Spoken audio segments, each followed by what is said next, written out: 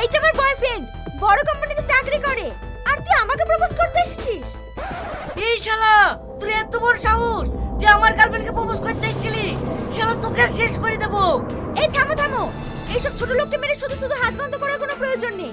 চল আমরা পার্কে থেকে ঘুরে আসি।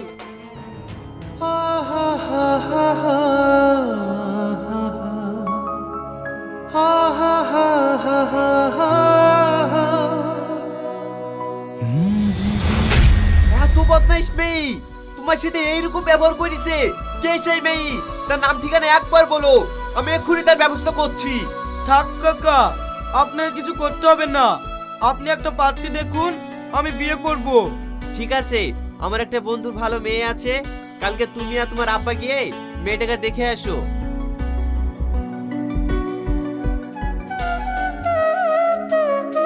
কি রে রীতি, তোর পার্সেল আশিক আর আসে না নাকি?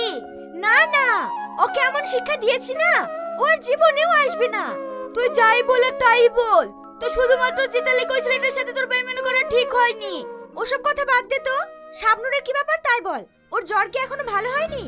ভালো হবে না কেন? আজকে শাবনুরকে দেখতে আসবে, ছেলেটা বিশাল বড় লোক।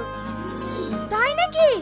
হ্যাঁ রে, আমাদের সবাইকে ফোনে বলে দিয়েছে, আর তোকে ফোনে পাইনি বলি আমাকে বলতে বলিছে তোকে আর তোর বয়ফ্রেন্ডকে যেতে। ঠিক আছে, তাহলে আমরা সবাই একসঙ্গে যাব। ঠিক আছে।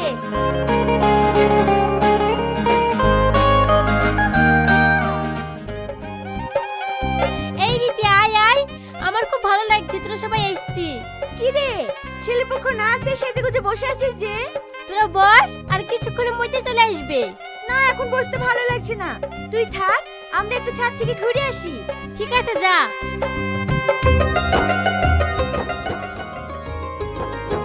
আসো আসো বাবু আসো। এই তুই দাড়ি কেটে তাড়াতাড়ি খাবার পানির ব্যবস্থা কর। ভাই, তাহলে বলেন, ছেলে পছন্দ তো? ভাই, ওরকম কথা বলে আর আমাকে লজ্জা দেন না। এরকম ছেলের সাথে আমার মেয়ের বিয়ে হয়েছে, এটাই আমার মেয়ের সৌভাগ্য। না না কাকা, আপনার মেয়ে সৌভাগ্য।